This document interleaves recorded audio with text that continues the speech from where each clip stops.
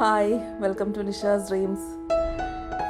ഇന്ന് വീട്ടിൽ കുറച്ച് ഗസ്റ്റ് സ്റ്റേ ചെയ്യാൻ വരുന്നുണ്ട്. ഞങ്ങളുടെ ദുബായിലെ 2 ഫ്രണ്ട്സാണ്, മനോജും സുമിയും.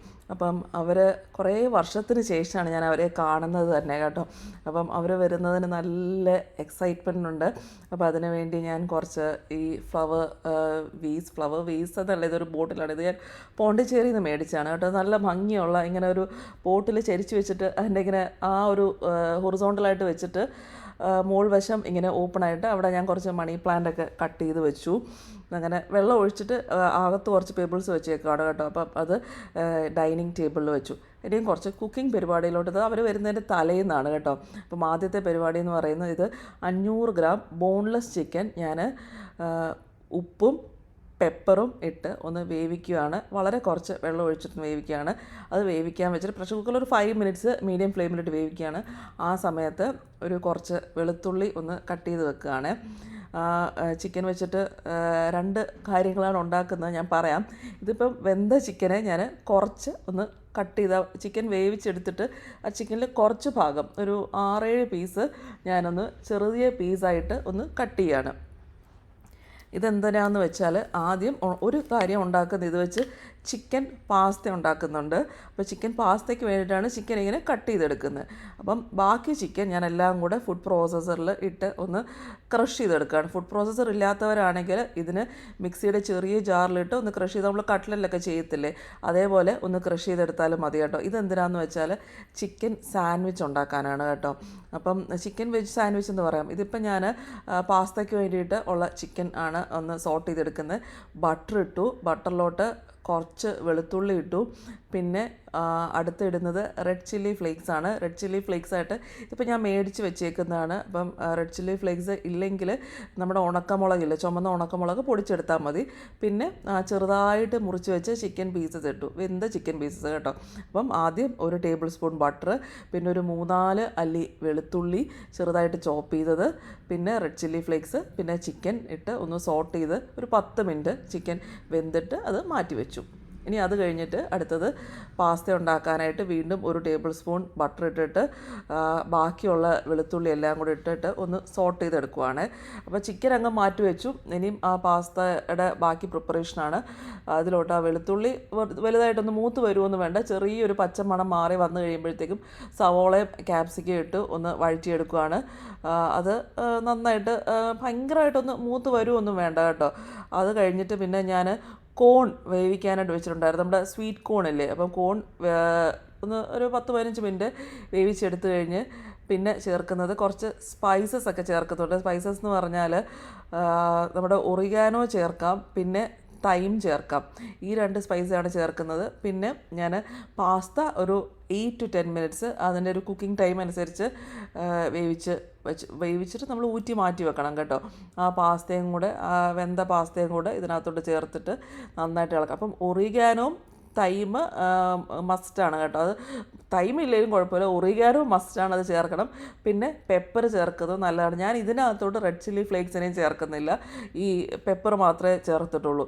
പിന്നെ ഞാൻ ഇതിനകത്ത് വൈറ്റ് സോസ് ഉണ്ടാക്കി അങ്ങനെ ചേർക്കുന്നില്ല, ഫ്രഷ് ക്രീം മാത്രമാണ്. ഇപ്പം നമുക്ക് പാസ്ത പല ഇതായിട്ട് ഉണ്ടാക്കാം. ആൽഫ്രഡോ ചിക്കൻ പാസ്ത ഉണ്ടാക്കാം, അല്ലെങ്കിൽ റെഡ് സോസ് പാസ്ത ഉണ്ടാക്കാം. ഞാനിപ്പോൾ ഒരു വൈറ്റ് സോസ് പാസ്ത ഉണ്ടാക്കുന്നത്. അതിന് ഞാൻ സെപ്പറേറ്റ് ആയിട്ട് ഇപ്പം മൈദ, ബട്ടർ അങ്ങനെ എല്ലാം കൂടെ എടുത്തൊരു വൈറ്റ് സോസ് ഉണ്ടാക്കുന്നില്ല. ഈ ഫ്രഷ് ക്രീം ഇങ്ങനെ തന്നെ അങ്ങ് ചേർക്കുകയാണ്. ആ ഒരു 250 ml ഒരു ഇതിലുള്ള ടെട്രാ പാക്കിൻ്റെ ചെറിയ പാക്ക് ഫ്രഷ് ക്രീം അങ്ങനെ തന്നെ ചേർത്തു അമൂലിൻ്റെ. പിന്നെ ഇതിനകത്തോട്ട് ചേർക്കുന്നത് നമ്മുടെ ചീസ് സ്ലൈസ് ഇല്ലേ, അതെല്ലാം കൂടെ ചേർത്ത് നന്നായിട്ട് ഇളക്കി വെച്ചു. അപ്പോൾ അത്രയേ ഉള്ളൂ വെജ് പാസ്ത. ഇനി ഞാനതിനകത്ത്, അമ്മ ഇപ്പം വ്രതം ആയതുകൊണ്ട് അമ്മയ്ക്ക് കൊടുക്കാനായിട്ട് കുറച്ച് വെജ് പാസ്ത ഒരു പാത്രത്തിലോട്ട് എടുത്ത് മാറ്റി വെക്കുകയാണ്. അമ്മ ഈ കർക്കിടക മാസത്തിൽ രാമായണം വായിക്കുന്നുണ്ട്, വ്രതം നോക്കുന്നുണ്ട്. അപ്പോൾ അമ്മയ്ക്ക് വേണ്ടി കുറച്ച് വെജ് പാസ്ത മാറ്റി വെച്ചിട്ട് ഇനി ബാക്കി നമ്മൾ ചിക്കൻ സോട്ട് ചെയ്ത് വെച്ചിരുന്നില്ലേ, അപ്പം ആ ചിക്കൻ എല്ലാം കൂടെ ഇതിനകത്തോട്ട് ചേർത്ത് ഇളക്കിയാൽ കഴിഞ്ഞു. നല്ലൊരു ഇപ്പോൾ വെജ് പാസ്തയായി, ചിക്കൻ പാസ്തയായി. ഇപ്പോൾ ഞാൻ വെജ് പാസ്ത ഉണ്ടാക്കുന്നില്ല, കാരണം അവരെല്ലാം നോൺ വെജ് കഴിക്കുന്നവരായതുകൊണ്ട്.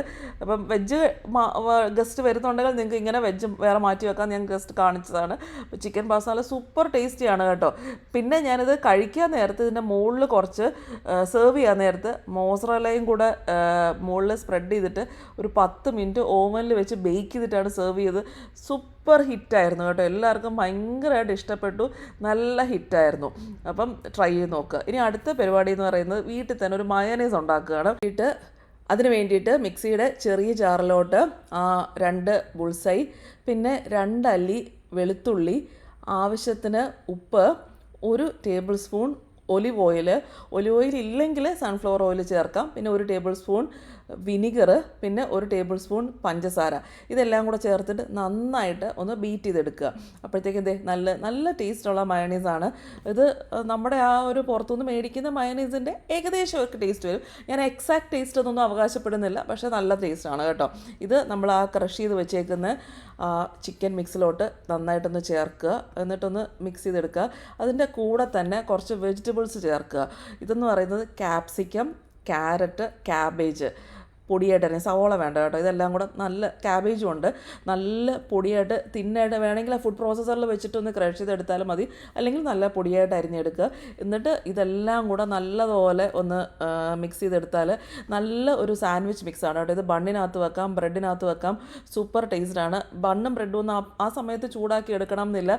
അങ്ങനെ തന്നെ വെച്ചിട്ട് നമുക്ക് ഇത് ഫ്രിഡ്ജിനകത്ത് വെച്ചിട്ട് ബ്രേക്ക്ഫാസ്റ്റ് ഒക്കെ കഴിക്കാനായിട്ട് നല്ലതാണ്. ഞാനിത് ബ്രേക്ക്ഫാസ്റ്റായിട്ട് ഇത് നല്ലതായിട്ട് എല്ലാവർക്കും ഇഷ്ടപ്പെട്ടു.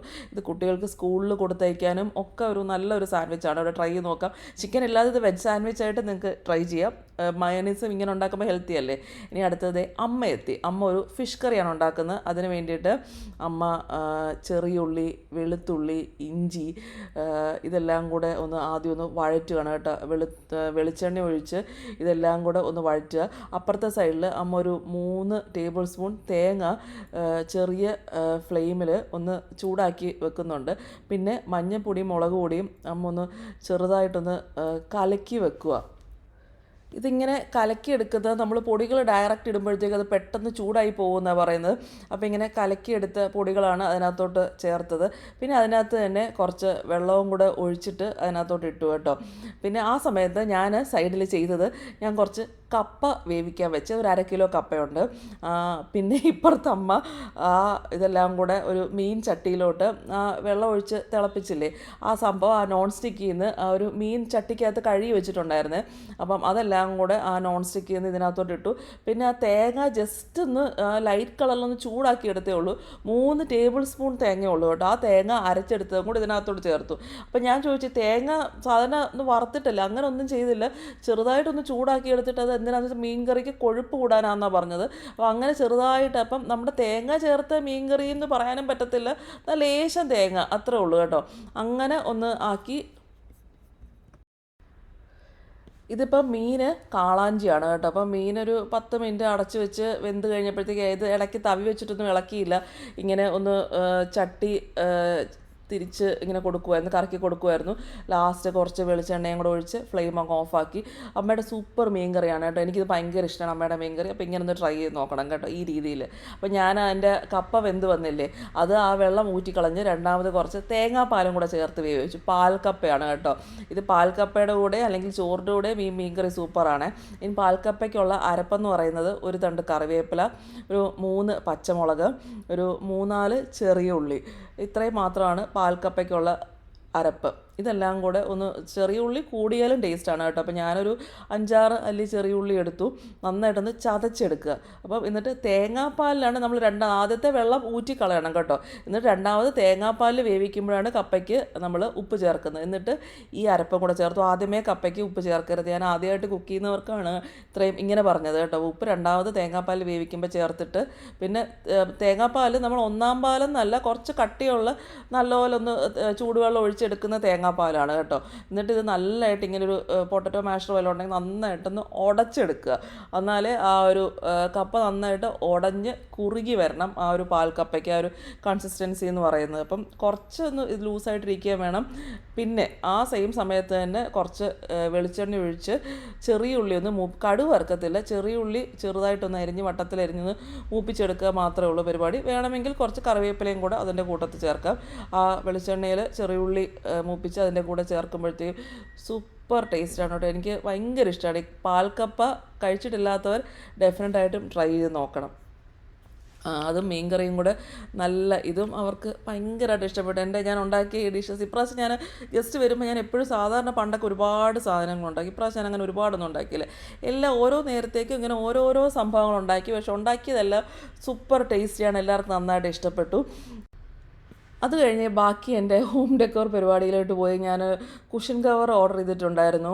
അപ്പം അത് അവിടുത്തെ ഒരു ദിവാനിലിടണമായിരുന്നു. ഇത് ഞാൻ ഓൺലൈൻ മേടിച്ചാണ്. ലിങ്ക് വേണമെങ്കിൽ ഞാൻ ഡിസ്ക്രിപ്ഷൻ ബോക്സിൽ കൊടുത്തേക്കാം. ഇതെനിക്ക് ഇവിടുത്തെ ഒരു ടീൽ ബ്ലൂ കളറാണ്. എനിക്ക് ഒരു ബ്ലൂ ഷെയ്ഡിലുള്ള നല്ല രസമാണ് കേട്ടോ. ഒരു വെൽവെറ്റിഷ് തുണിയാണ്. അപ്പം ഇത്രയൊക്കെ ഉള്ള വീഡിയോ. നിങ്ങൾ ഡിഷസ് ട്രൈ ചെയ്തിട്ട് അഭിപ്രായങ്ങൾ പറയുക. വീഡിയോ സബ്സ്ക്രൈബ് ചെയ്യാതെ കാണുന്നവരുണ്ടെങ്കിൽ സബ്സ്ക്രൈബ് ചെയ്യുക. നമുക്ക് നെക്സ്റ്റ് വീഡിയോയിൽ കാണാം. ബൈ.